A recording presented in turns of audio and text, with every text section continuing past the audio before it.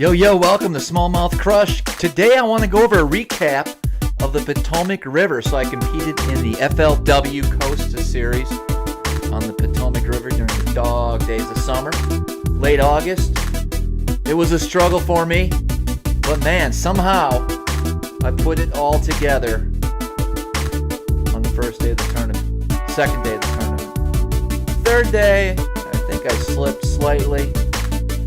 But it was a struggle. I'm going to take it third place, second in Angler of the Year for the Costa Series. So close. So close. Doesn't that topwater bite look awesome? Oh, it was. Let's get into it.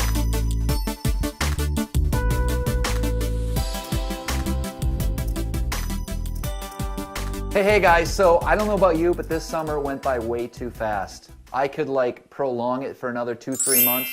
I'm a summertime kind of guy. Although the fall bite is amazing, big fish will be caught. It's just a sad time of year for me. I like summer. I like flip-flops. I like shorts. I like warm weather. And it's going to start to get brutal out there. And as soon as we know it, wintertime's here. But you know, what are we going to do? Nothing. We're going to go fishing. That's what we're going to do. And today I just want to talk to you a little bit about how I took a third place finish in the FLW Costa on the Potomac River this past August. And I want to just share with you some of the baits that I used, some of the techniques that I was using to, led me to that third place finish. And so let's get into it. So if you guys saw any of my practice as well as the tournament videos, if you haven't, I'm going to have a link down below as well as in this video for you guys to take a look at. But it was a real tough, difficult practice for me. I knew going into it that the dog days of summer, the end of August, things are going to be a little bit tough. The fish have had a lot of pressure. They're feeding a lot more at night. And, you have to just kind of grind it out. And the weights showed that.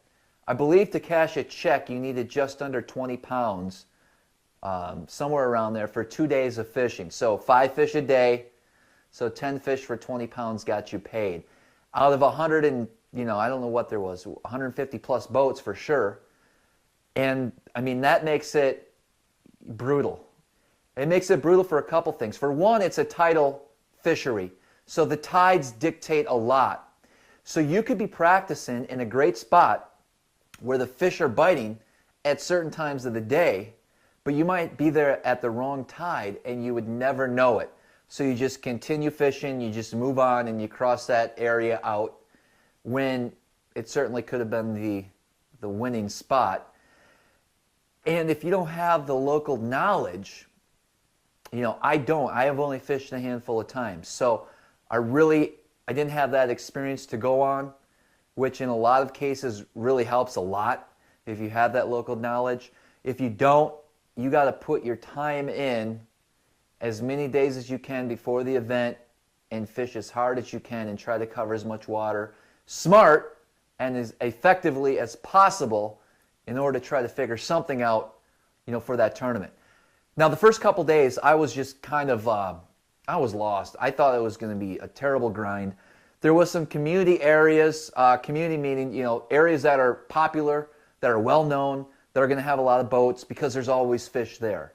And I fished some of those areas and I just wasn't comfortable, although that was always going to be my go-to spot area if I didn't find anything for the remaining days of practice. And that involved a lot of finesse fishing, Texas rig, senkos, plastics, things like that, finesse worms. And it's a great way to put fish in a boat when times are tough, but that's also a way I don't really particularly like to fish unless I know the spots on the spots. Now, if we were talking about the Chesapeake, that's a little bit different story. I know particular docks and laydowns and areas where you can throw a finesse worm and go hit 10 or 15 spots in a day and probably come away with a decent bag. However, on the Potomac, I didn't have that luxury. I wasn't sure of, which dock is better than the other, which laydown produces more often than none. So I just had to kind of wing it and try to find a group of fish in grass.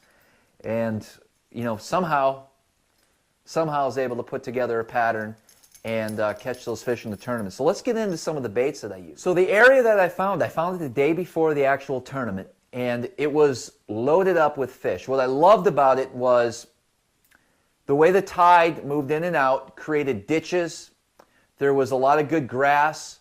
The grass would flow, you know, properly. There wasn't a lot of junk in the water as far as algae and nasty stuff. It was all good, clean grass. And the place just came alive. It came alive with bait fish. It came alive with bass and other fish busting at the bait throughout the morning. And so that told me that this place has some real potential, where a lot of these grass mats and places that I went to in practice, it was like the Dead Sea. It was like nothing was going on at all. And when I found this, I knew it was going to be special. And so I worked a variety of topwater baits. I ended up throwing a frog for the most part. This is a Savage Gear poppin' frog. This is the exact frog that I was throwing in that tournament. And what I like about this frog is the actual belly of it, or the body of it, it really collapses well and allows that hook set to get into those fish. It's a perfect frog for walking. Now, I have a lot of different favorite frogs for different techniques. And for what I was doing, slowly walking this around the grass mats, this is definitely a go-to frog for me. And it's just built right. The hook sets are solid.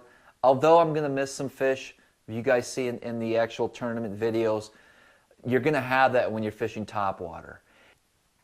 So I threw that frog primarily on two different rods. I started out the first day of the tournament throwing on this rod right here. This is it's a Quantum Tour rod. It's the only Quantum rod that I own. It's the Dean Rojas Signature Series frog rod. Now, they don't make this rod anymore. You can't tell, but it is beat up. It's caught so many fish on it. I've glued the cork back on it. It's actually probably one of my top 3 rods that I own. As far as I don't know what I would do if I lost this rod. It has, you know, it's caught so many fish with it. It's like a confidence rod. It's a great rod. It has a real soft tip. Now, they don't make this anymore, and I don't even know if Dean Rojas is associated with Quantum. But at the time, this was the best thing going. This is when Spro first came out with their frog, and he designed the rod around it. What I really like about this rod is it does have a softer tip than most, but it's a great rod for you know, throwing these frogs under docks, under willow trees, against the bank, any place where you have to skip a frog. It works really good, but it also works well in open water with not a lot of grass. The reason why I don't like it when it's real thick is because sometimes when those fish hit that frog and bury into the grass, it puts a little bit added stress on this rod. And so at times I would go to a little bit heavier rod at times. But this rod is real special. If you guys can find these used on eBay or somewhere, I would encourage you to buy one and try it out. It's my favorite all-time frog rod. Plus, not only that, but the man, Dean Rojas, the guy who designed the rod, the guy who used the rod for many years, he actually held this rod and said, "This is a keeper, Travis." It was up in Green Bay a number of years ago. But, I mean, that's how long I've had this rod, probably since 2009, 2008. So when I was fishing the heavier grass, the thicker grass, things like that, I went with a St. Croix Legend, Tournament Legend. This is their frog rod. It's actually slopping frog and swim jig rod. I use it strictly for a frog rod. It's got a little bit heavier action to it. Can pull those fish out a little bit better. So all the reels are with 65-pound braid. Nothing less, nothing more. Sometimes I will go to 50 on that Dean Rojas Quantum rod here when I'm pitching and flipping the frogs. But for this tournament, I had 65 on there, and that's pretty standard for me. So it was really a frog deal, and there was also a little bit of a whopper plopper bite going on in the morning. So in this morning, in this grass bed that I was fishing, every morning I would start out throwing a whopper plopper, and I threw the smaller size, the 90 size, and I used black. I have a variety of different colors. I haven't used this bait a whole lot in the past. I plan on using it a lot more now. I'd love to get into a good smallmouth bite with it. But I would throw this out, and in the morning, like the first half hour, there'd be fish feeding on it, and I would be able to put a couple good key fish in the boat with that bait. And I really like that 90 size. It's more compact, a little bit more finessey, doesn't make a lot of noise. It was fairly calm in the morning there, and I just like that steady retrieve with it. I didn't change the hooks out. These hooks were plenty sharp factory. I thought about perhaps putting some triple grips on it, because a lot of times with the spook I like to use a triple grip. But again, it all depends on how they're biting. If they're just slashing at the bait, you're just going to want some round bends. But if they're actually inhaling it and grabbing onto it, the triple grips would work really good. I just left it with the standard hooks. They're real sharp, and I just haven't had a lot of time to experiment with that. The only downfall with this bait, and I had to deal with it quite a bit, was some of the algae. So there was some real like snot grass almost, snot algae would build up in between the spinner here, and I would have to dig it out with the scissors and cut it out. And I mean, it was becoming a real big nuisance for me. In fact, while I was dealing with that, my co-angler was just, you know, getting bites on the frog left and right. And so if I was to do it again, I'd probably have 2 or 3 rods set up with this bait ready to go. And then when one gets bound up, I can just pick up another one and keep going, because that bite really was a 20-30 minute, the first 20 or 30 minutes, and it pretty much died for me the rest of the day. I was throwing that on a Dobbins at 734, I believe this is. Yeah, so it's a 734, 40-pound braid. It's a really good rod for, you know, spooks or any type of topwater. It casts this bait a country mile, and it just works out really good as far as the setup that I was using it for.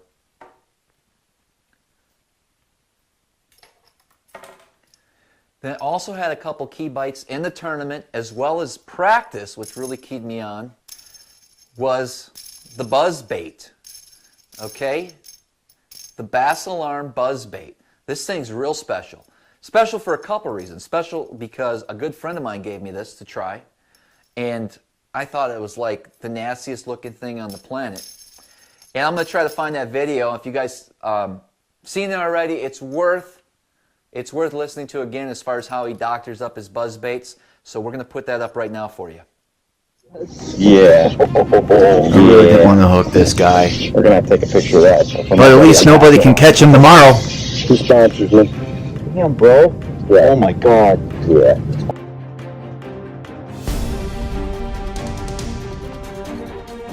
Oh my God. Okay, man.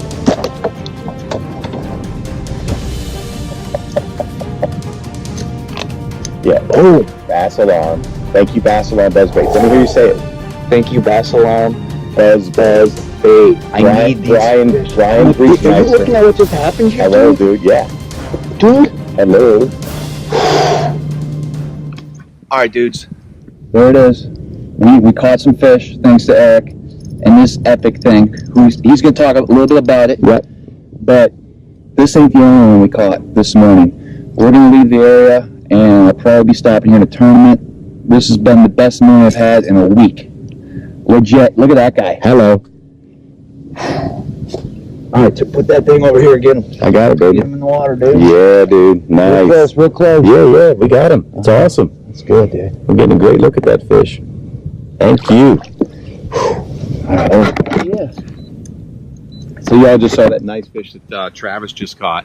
We were talking about the grass beds, and you know we were kind of floating over a mat of hydrillo. I'm not a fan, so he moved the boat and he found some good scattered milfoil. And I'll tell you, this is a buzz bait that's been brought back by my buddy Brian Breesmeister it's a Bass Alarm buzz baits and jigs, and you'll notice a couple really great things about this buzz bait. First, it's old school, man. You know, black and yellow skirt. Travis was like not buying it.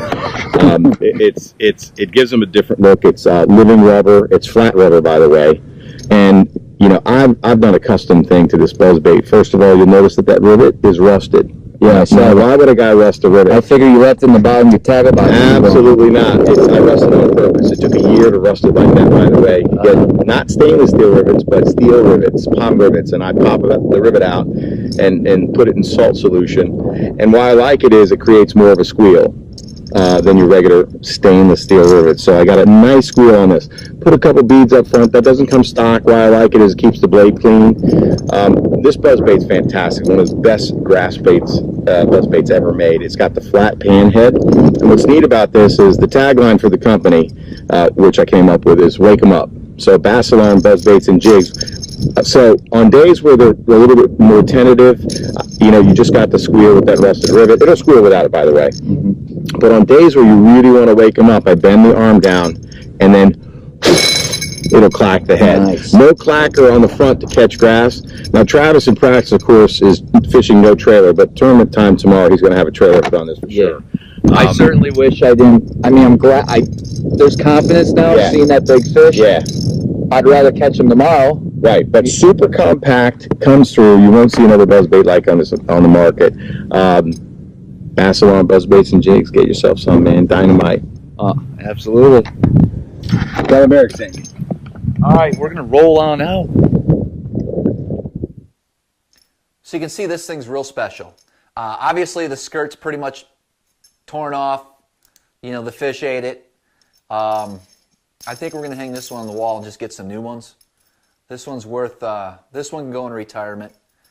But really cool buzzbait.